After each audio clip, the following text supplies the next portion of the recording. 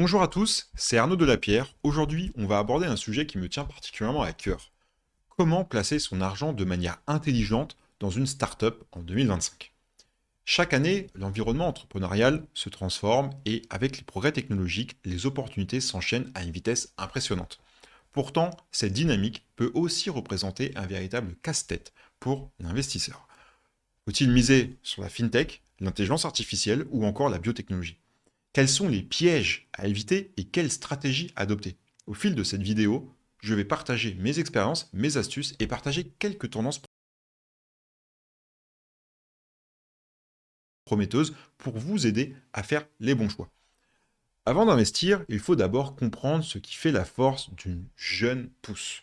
Au début des années 2000, certains ont raflé la mise en détectant les futures pépites du numérique. D'autres se sont lancés tête baissée et ont subi des déconvenues spectaculaires. Aujourd'hui, la donne a changé, mais il reste indispensable de se renseigner sur le marché ciblé, le produit proposé et l'équipe fondatrice. La capacité à résoudre un problème concret et l'agilité dans l'exécution sont des paramètres déterminants. En 2025, les domaines comme l'énergie verte, la santé connectée ou la cybersécurité continueront de susciter beaucoup de curiosité. La première tentation, quand on s'intéresse aux startups, c'est de foncer sur des projets qui font du bruit sans creuser le modèle économique. Les médias adorent parler de levée de fonds en record, mais ne mentionnent pas toujours la viabilité à long terme.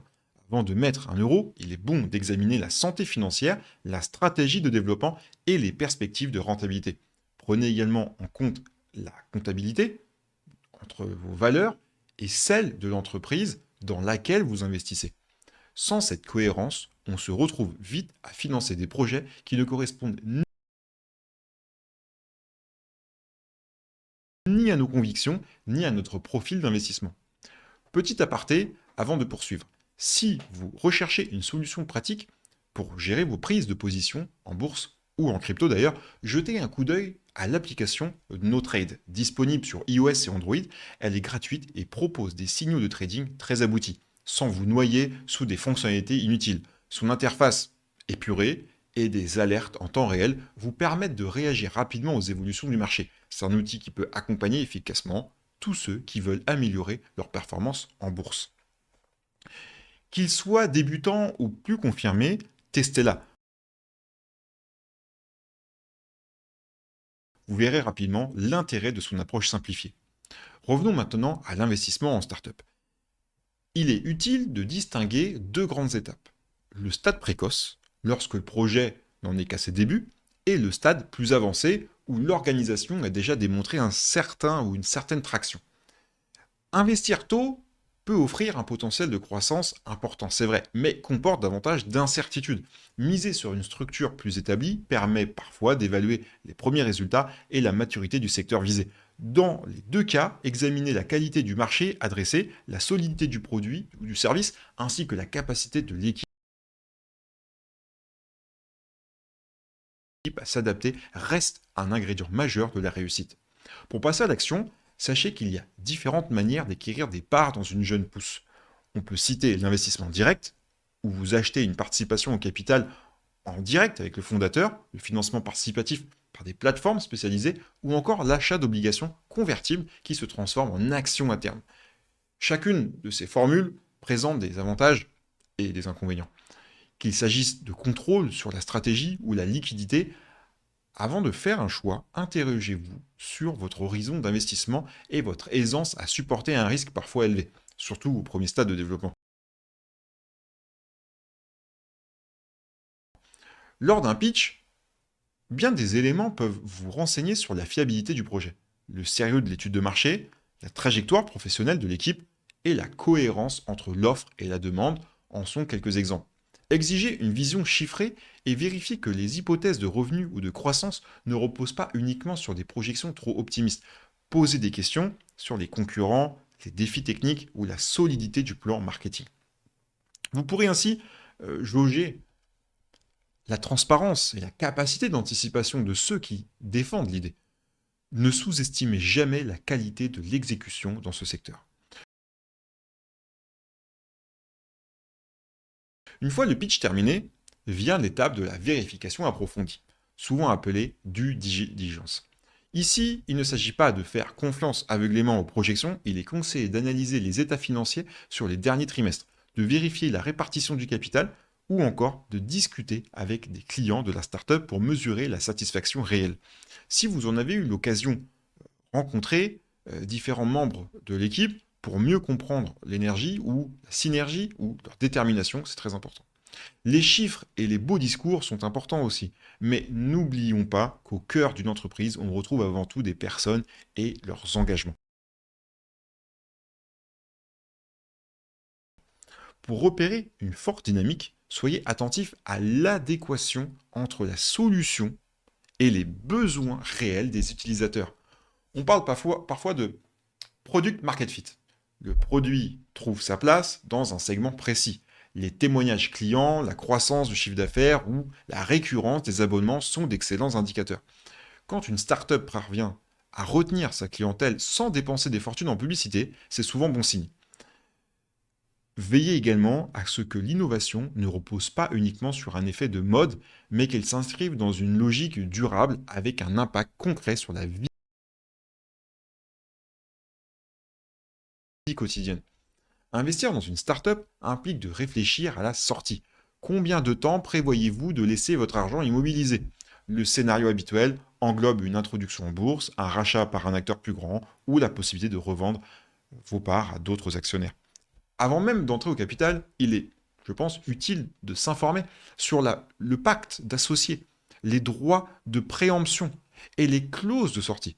Ces dispositions juridiques peuvent vous protéger si les dirigeants décident de vendre la société ou si un événement imprévu se produit. N'hésitez pas à vous faire accompagner par un expert sur ce genre d'opération. En 2025, certains secteurs se distingueront nettement. Les technologies vertes, par exemple, devraient proposer des solutions plus matures et attirer l'attention des investisseurs conscients des enjeux environnementaux. On a l'IA, bien sûr, qui va continuer de transformer divers plans de l'économie, tandis que la cybersécurité répondra à la montée des menaces numériques, notamment avec l'IA. Pour ne pas être dépassé, informez-vous auprès d'experts du secteur, assistez à des conférences ou suivez des communautés spécialisées. Un investisseur averti est en mesure d'anticiper certains mouvements du marché et d'identifier les entreprises capables de répondre à la demande. Enfin, gardez à l'esprit que la diversification reste souvent un principe judicieux, mais tout en gardant en tête qu'on doit savoir sur quoi on diversifie. Parlons justement de la répartition du capital. Miser tout son budget sur une seule initiative peut paraître tentant si vous y croyez fermement. Cependant, une approche plus équilibrée consiste souvent à dédier des montants variés à plusieurs entreprises prometteuses sans mettre tous ses œufs dans le même panier. Cette méthode permet d'amortir l'impact en cas d'échec sur un projet, tout en conservant des chances de réaliser un beau gain ailleurs. La répartition dépendra de votre tolérance au risque, de vos objectifs financiers et de la cohérence, bien sûr, globale de votre stratégie. Soyez conscient qu'un rendement élevé va souvent de pair avec une volatilité accrue. Au-delà de l'apport financier, un investisseur peut donner un vrai coup de pouce à la startup grâce à ses contacts, son savoir-faire et son expérience. Si vous avez du temps, proposez votre aide sur des sujets comme la stratégie commerciale, la communication ou la mise en relation avec de potentiels partenaires. Cette implication renforce non seulement la relation de confiance, mais elle peut aussi vous permettre de mieux suivre l'évolution de l'activité. En retour, vous aurez un regard accru sur l'utilisation des fonds et la progression de l'équipe. Un partenariat gagnant-gagnant qui augmente vos chances de succès dans l'aventure.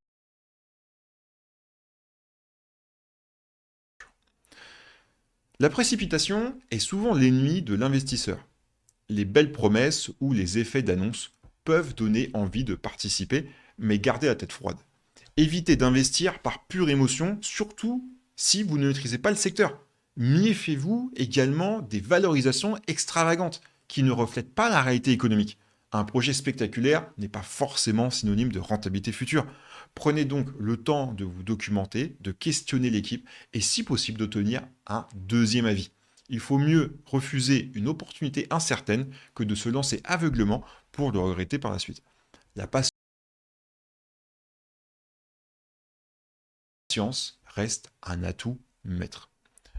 Pour finir, rappelez-vous que chaque investissement dans une startup représente une histoire unique, avec son lot d'incertitudes et d'opportunités bien sûr.